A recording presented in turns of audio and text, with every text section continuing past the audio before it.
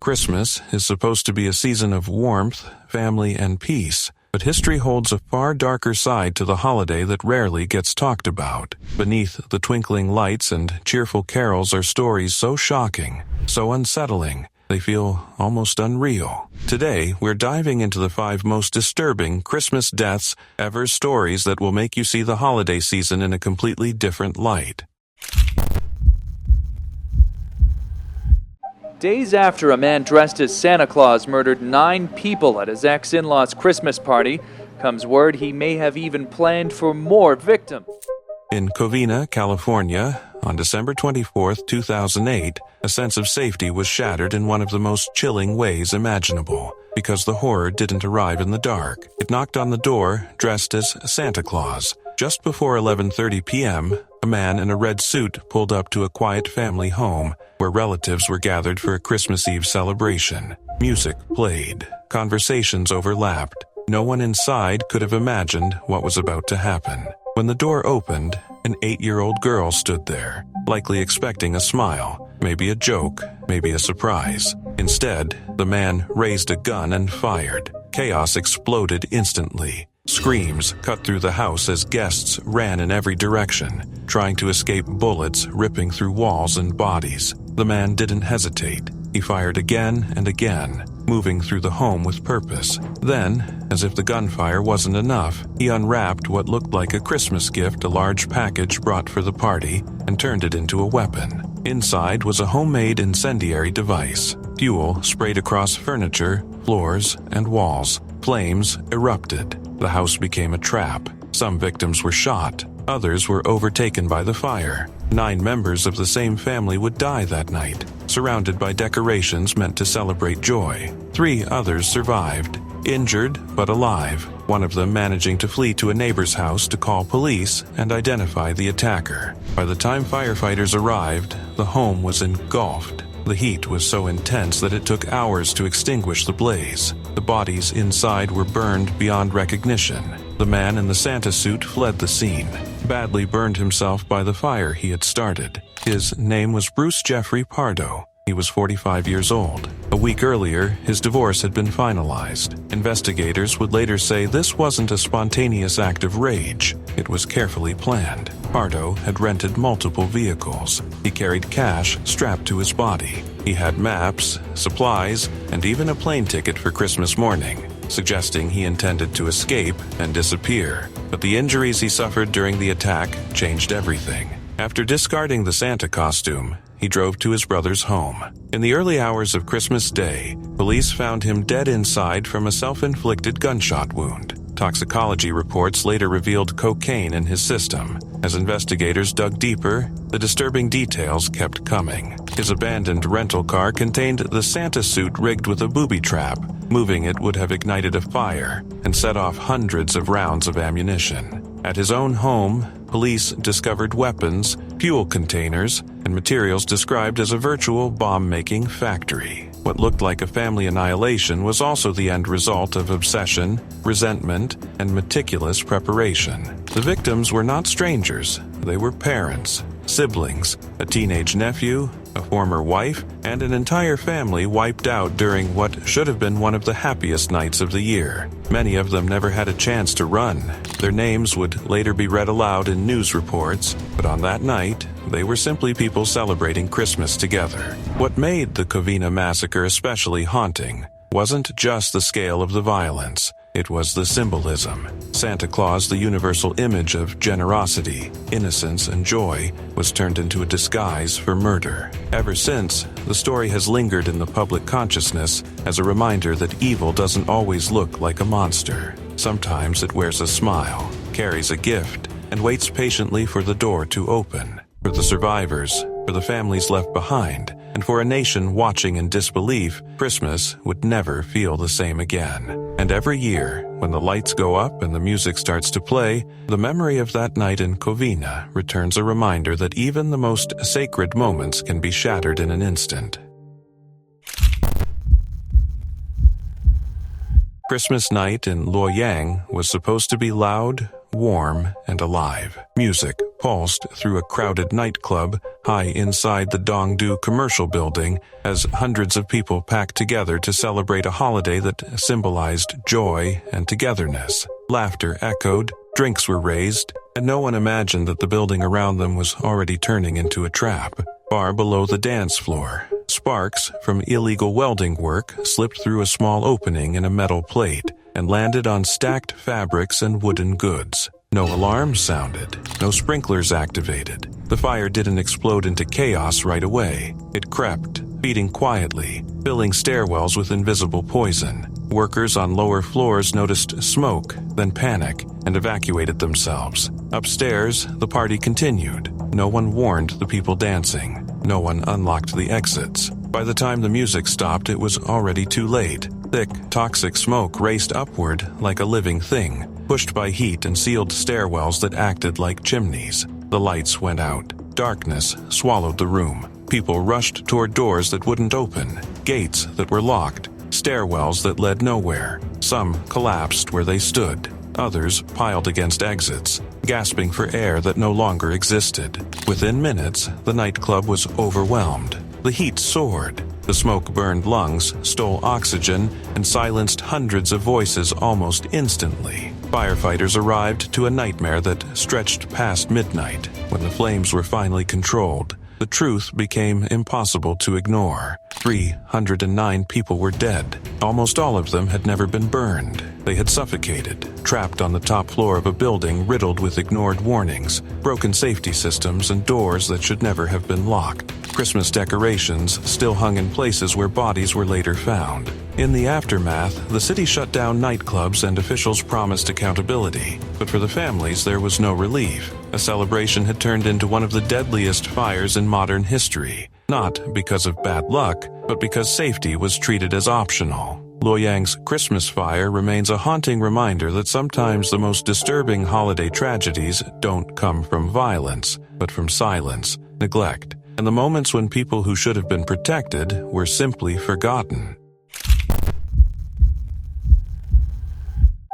In Nigeria, almost 70 people have been killed in stampedes at 3 separate Christmas charity events. Christmas 2024 was supposed to bring relief to struggling families across Nigeria. Instead, it delivered scenes of panic, crushing fear, and unbearable loss. In cities like Abuja, Ibadan, and towns in Anambra State, people gathered with hope in their hearts, parents holding children, elderly men leaning on canes, mothers who hadn't eaten properly in days, all drawn by the promise of food, clothing, and a moment of dignity during the holidays. What they walked into was chaos. Hours before sunrise, crowds had already formed outside churches and charity grounds. Some people slept on concrete floors overnight, afraid that arriving late would mean going home empty-handed. Hunger does that to people. It sharpens desperation. When the gates finally opened, or when people thought they were about to, bodies surged forward all at once. The pressure became unbearable. Screams cut through the darkness as people stumbled, fell, and were trampled underfoot. In seconds, celebration turned into terror. In Abuja, witnesses described a sudden rush at the church entrance as dozens tried to force their way inside. People collapsed where they stood, crushed by the weight of others behind them. A woman later told reporters, through tears, how she pulled a baby from beneath a pile of bodies, unsure if the child would survive. In Anambra State, a similar scene unfolded as a philanthropist's food distribution spiraled out of control. In Ibadan, children were among those caught in the deadly surge, their small bodies no match for the force of a desperate crowd. By the time the dust settled, at least 67 people were dead. Many of them were children. They didn't die in fires or explosions. They died reaching for rice, for clothing, for the bare minimum needed to survive another week. Bags of food sat untouched inside some venues after events were abruptly canceled. A cruel reminder of how close help was and how far away it ultimately felt.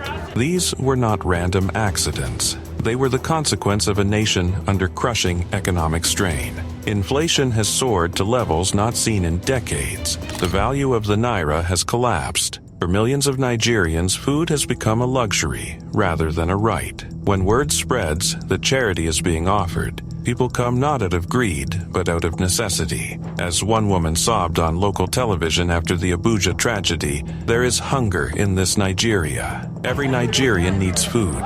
Police investigations followed. Officials issued statements. Organizers were criticized for failing to plan for security. Promises were made that future events would require approval and crowd control measures. But for the families who lost loved ones, parents burying children, siblings identifying bodies, survivors haunted by the sound of bones cracking beneath the crowd, those words offer little comfort. What makes these tragedies especially haunting is their timing. Christmas is meant to symbolize generosity, hope, and human connection. In Nigeria, it instead exposed how desperation can overwhelm even the best intentions. These were not riots. They were people pushed to the edge, risking everything for a chance to eat. And in that desperate rush for survival, Christmas became a season of mourning.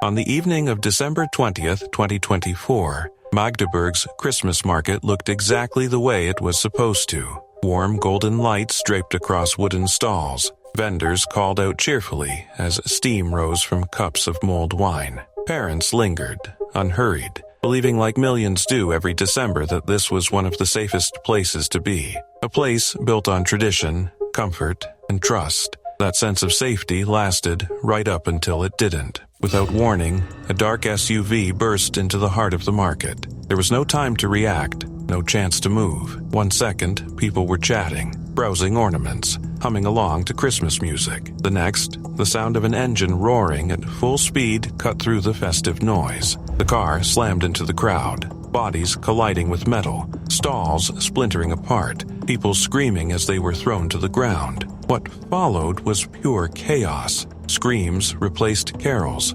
Laughter turned to terror. Parents dropped bags and cups and ran blindly, shouting names, searching for children who had slipped from their hands in the crush. Some people froze in shock. Others tried to pull strangers out of the car's path, only to be knocked aside themselves. In just over a minute, a place meant for joy became a scene of horror. When the car finally stopped, the silence was almost worse than the noise that came before it. Witnesses later said it felt unreal, like the world had split in two.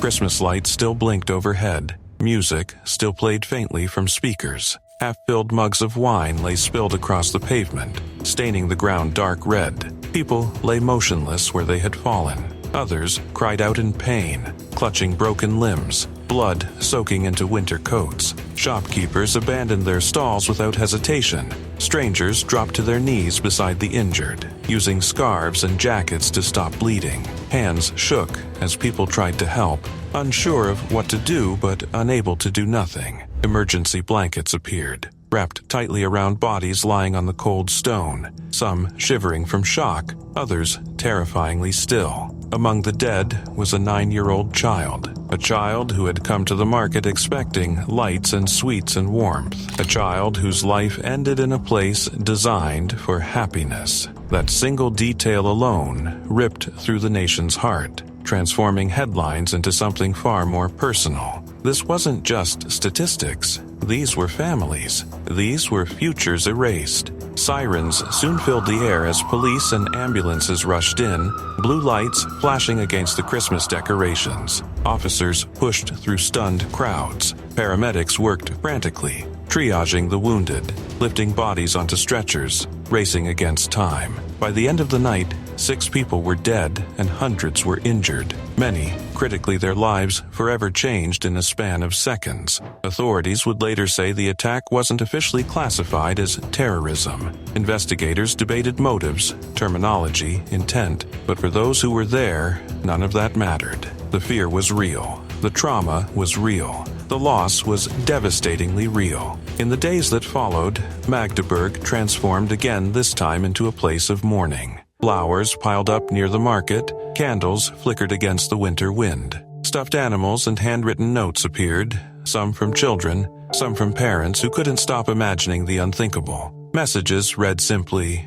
"Why?" Others promised remembrance. Flags were lowered. Vigils were held in silence. broken only by sobs and the crackle of candle flames. Across Germany and far beyond, a familiar, haunting question resurfaced. How did this happen again? How did a place built for celebration, tradition, and peace become a site of death? Christmas markets are supposed to represent safety. They are meant to be predictable, gentle spaces in an unpredictable world. You go there to slow down, to feel close to others, to believe, even briefly, that some traditions remain untouched by violence. The Magdeburg attack shattered that illusion. It didn't just take lives. It stole something harder to replace the quiet confidence that these shared public moments are protected. For the families who went out that night expecting nothing more than a peaceful holiday memory, Christmas will forever carry a shadow. Every string of lights, every crowded square, every festive gathering may now come with a flicker of fear. Christmas Eve in Dayton, Ohio is supposed to be quiet. Streets thin out, families gather indoors, gifts wait beneath trees. In December 1992, that sense of calm didn't just break, it was hunted down, house by house, street by street, by a group of young people who turned the holiday into a 3-day nightmare. It began on December 24th with a lie, a knock on a door, a familiar face offering companionship instead of danger. Inside that home, a man who believed he was safe was bound, robbed, and executed in his own bedroom. His life ended with blankets pulled over his body to muffle the sound. The killers didn't rush, they didn't panic. When it was over, they simply took his car and disappeared into the cold night, already looking for the next victim. Hours later, Christmas Eve claimed someone else. An 18-year-old girl stood at a payphone, likely thinking about home, about tomorrow, about nothing extraordinary at all. She was stripped of her shoes and jacket, then shot where she stood killed for items that barely had value, by people who were already numb to what they'd done. When the group returned to their apartment, they wore her belongings like trophies. Somewhere nearby, a 2-year-old child would wake up without a mother. By the time Christmas morning arrived, Dayton was unknowingly hosting predators who no longer needed a reason. An argument turned into gunfire. A young man was shot repeatedly and left bleeding, surviving only by chance. Another was lured from his parents' home under the pretense of trust, then killed inside his own car, his body crashing into the street as his murderer calmly stepped out and walked away. While most families were opening gifts, the group was escalating. They robbed again, they stole another car, they entered a small grocery store where a woman stood behind the register doing her job, unaware she would become one more name on a growing list. She handed over the money. It didn't matter. A gunshot ended her life anyway, leaving her children without their mother just days before the new year. By now, fear wasn't just spreading through Dayton, it was spreading within the killers themselves. They worried someone might talk. Someone always talks. So they invited 2 friends for a drive. No arguments, no struggle, just a gravel pit, cold air, and desperate pleas that went unheard. Both were shot and left behind, one of them pregnant. Their bodies not found until days later. 6 people were dead. 2 others carried bullets in their bodies and memories they would never escape. And the most chilling part wasn't the brutality. It was how ordinary it all felt to those committing it. Teenagers and barely adults, drifting through the city with guns and stolen cars, treating human lives like loose ends to be cut. Police caught them within 72 hours. Courtrooms followed. Sentences stacked up like gravestones. One was executed years later. The others remained behind bars, growing older while their victims remain frozen in time. But for the families left behind, the punishment never really ends. Christmas still comes every year. Lights still go up. Songs still play. And yet, for some in Dayton, December will always smell like gunpowder instead of pine, and silence instead of celebration. The 1992 Dayton Christmas murders didn't just steal 6 lives, they stole the feeling that the holidays are safe by default, that evil takes a break, that violence respects the calendar. That year proved it doesn't, and for those who lived through it, Christmas was never the same again.